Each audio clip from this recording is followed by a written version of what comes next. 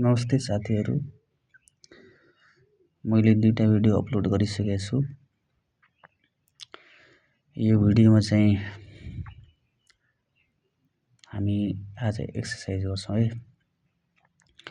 हामीले आज a * a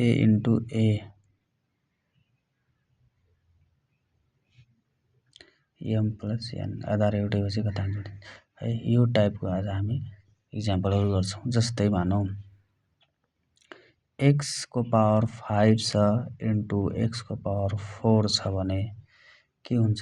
x आधार एउटै घाताङ्क जोड्छौं। कति हुन्छ? x को पावर 9। त्यस्तै x को y को पावर कति छ?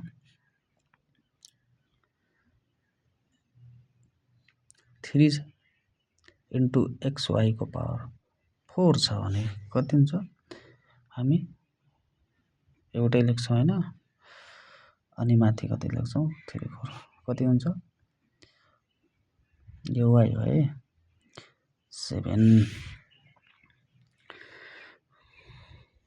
त्यस्तै अर्को कुरा, जस्तै हामी यो x छ अर्को x पनि आउन सक्छ है। यहाँ कति छ?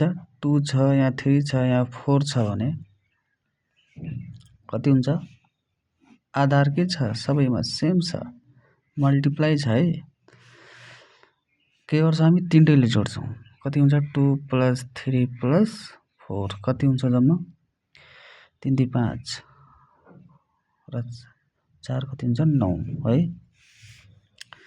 भनेको मतलब मैले जस्तै m छ इन्टु xn छ हैन, अनि o छ भने यो o भयो, यो o मानौ, यो 0 हैन, o हो है। आधार के छ? सेम छ, एउटै लिन्छौं हामी, m + n + o हैन। त्यस्तै यहाँ गरेको के माथि यो एउटा यसको फर्मुला जस्तै भयो। यो चाहिँ हामीले एक्सरसाइज हो है त। र अर्को अब हामी जस्तै p * p यहाँ 3 छ, यहाँ 2 छ, यहाँ 5 छ भने कति हुन्छ? बेस एउटा राख्छौं, माथि 3 + 2 + 5 कति हुन्छ? 10 है त। त्यस्तै x y छ इन्टु y छ x छ भने यहाँ हेरौँ है, यो x र y को बीचमा के छ? इन्टु छ। केही छैन भने हामी के मान्छौं? इन्टु मान्छौं। x इन्टु y हुन्छ, इन्टु y इन्टु x। ल हामी सेमलाई नजिक राखौं है। ल x यहाँ के छ? इन्टु x, यहाँ इन्टु x नजिक राख्यौं है। यहाँ इन्टु y इन्टु y, यहाँ इन्टु y इन्टु y। ल अब के छ? यो आधार र यो आधार के छ? सेम छ। यसको माथि केही छैन भने के मान्छौं हामी? 1 मान्छौं। के मान्छौं? 1। र यो के भयो? सेम छ। हामी कति लेख्छौं? आधार सेम छ भने आधार एउटै घाताङ्कले जोड्छौं, 1 + 1। त्यस्तै यो इन्टु के छ? यो y र y के छ? आधार सेम छ, एउटै लेख्छौं। माथि के छ? केही छैन, 1 मान्छौं। यसको र 1 र यसको 1 हैन। मल्टिप्लाईमा घाताङ्क आधार एउटै भएपछि घाताङ्क गरिन्छ, जोडिन्छ। 1 + 1 कति भयो? x 1 + 1 कति भयो? 2 इन्टु y 1 + 1 कति भयो? 2। ल अब हेर, यहाँ के छ? आधार x छ, यहाँ आधार y छ। सेम छ त? सेम छैन। त्यसैले हामीले के गर्छौं? हामी जोड्न मिल्दैन। घाताङ्कले के गर्न मिल्दैन? जोड्न मिल्दैन। जस्तै यहाँ p छ इन्टु q छ हैन, 2 3 छ। आधार एउटै छ त? आधार एउटै छैन नि। त्यसैले हामीले जस्ताको त्यस्तै एन्सर हुन्छ। हामीले केही गर्नु पर्दैन है। जस्तै p इन्टु 2 छ, p इन्टु 3 छ है त। यसमा के छ? आधार के छ? एउटै छ नि। त्यसैले घाताङ्क जोड्न मिल्छ। कति हुन्छ? है त, p को पावर 5। ल अर्को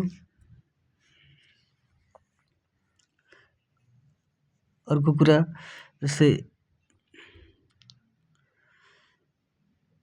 मानौ PQ को पावर 0 छ भने हैन,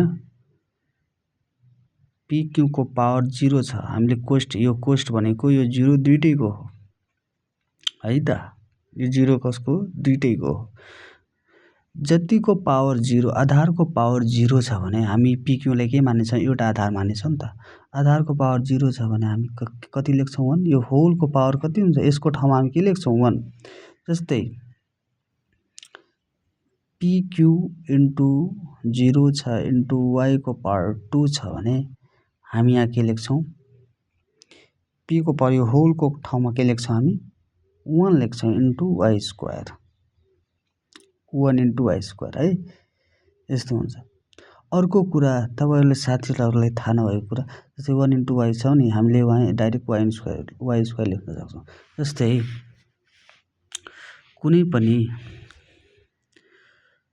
XYZ छ, XYZ छ, PQ हैन, R छ, यिनीहरुको अगाडि जहिले पनि केही छैन भने हामी के मान्छौँ 1 मान्छौँ, केही छैन भने हामी यहाँ के मान्छौँ 1 मान्छौँ, केही छैन 1 मान्छौँ, 1 मान्छौँ, यो Z हो है, Z 1 मान्छौँ है, 1x 1y 1z 1p 1q 1r हैन। अब यसको बीचमा केही चिन्ह छैन भने हामी के मान्छौँ, हामी पहिला पनि पढ्यौ इन्टु हुन्छ हैन, 1 इन्टु r, r इन्टु 1 गर्यो भने r हुन्छ हैन, नझुकिनु होला है साथीहरु।